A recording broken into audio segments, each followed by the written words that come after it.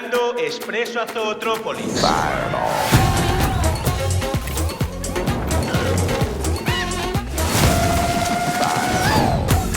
Un superpolo, por favor. $15. No puede ser. No tengo aquí mi cartera. No te enfades conmigo. Oh. A la toma con las dos patitas. Eso es. So 5 years ago, Byron Howard, who's one of the directors, he had this idea of returning to those great talking animal films that Disney had done in the past. Jungle Book is one of my favorites. When I was a kid, I saw that in the theaters and I fell in love with animation. Lion King, Bambi, these great movies. Robin Hood was one of his favorites. And so John Lasseter, our chief creative officer, said, I love the idea of returning to those great films, but you have to make a talking animal film like nobody has seen before. Now that's a big challenge for a team, but we loved that idea of how do we do it in a way that no one has seen before. And part of it was research, and we went into Africa and we studied the animals, and while we were there, we learned a really interesting fact that 90% of the animals on the savannah are prey and 10% are predators. We'd never heard that before, and it makes sense, more prey animals and predators, but it led to this idea of a very large group and a very small group having to live together. And that said, let's create two characters and return to those great buddy comedy movies like Lethal Weapon and 48 Hours, where two characters don't get along but are forced to have to work together. And in picking natural enemies, it made sense that those two characters would be a fox and a rabbit. We always try to make movies that play at different levels, that play for adults, that play for kids. Really our job is to create entertainment that will make the audiences of all ages laugh and be entertained. But we thought to ourselves, well, let's go ahead and include a mystery, a really, really intriguing mystery in this film, because that will also help play for kids and adults. Like, it will really kind of draw you in. And what I love about the movie is there's all these layers. And it starts out as this buddy comedy, and then slowly that mystery starts to come in and you get caught up in that mystery and you're wondering what is happening.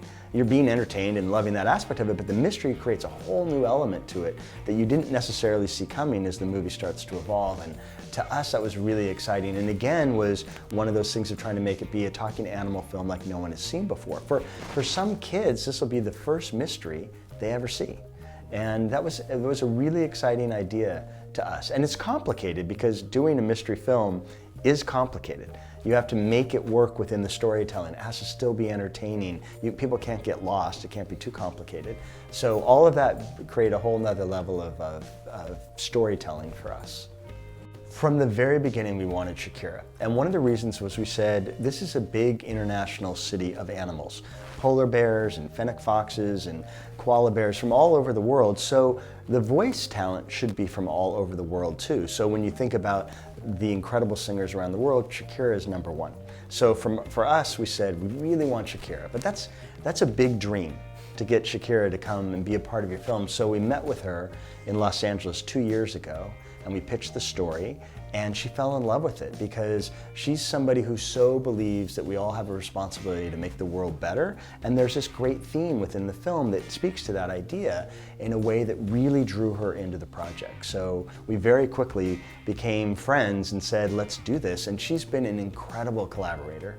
We came to Barcelona 6 months ago while she was recording the song here, and got to be a part of that process. And she really talked to us about what the song means to her, but more importantly, how she moves as a singer. So there are moves in the film that are directly from her, because she really helped inform what does she think about as an artist when she's performing, so that we could create those same kind of ideas within our film. And then the animators actually studied, when she was doing her dialogue, they kind of study how she talks and how she moves and the way she blinks. All those things, subtleties, get picked up, so it really starts to inform who that character is.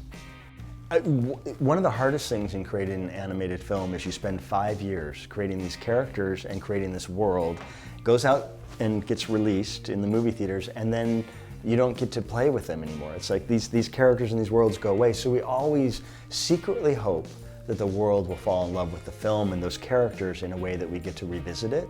And I think Zootrópolis is this amazing city, and there's so many more stories to be told, and there are even areas that we didn't get to put in this film. We'd always talked about, wouldn't it be fun to have a nocturnal district for all the animals that are only out at night, that's under the ground, and is there an outback island that's filled with animals from the Australia world, and really so many things are not in the film because we have 90 to 95 minutes to tell a story and we can only do certain amounts. So there's so much more to explore should we be so fortunate as to be able to get to do that, and we would love to do that.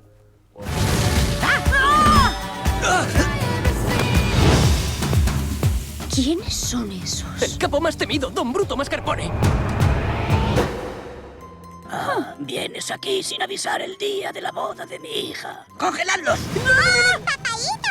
¿En qué habíamos quedado? Nada de congelar a nadie en mi boda. Papi tiene que hacerlo, tesorito.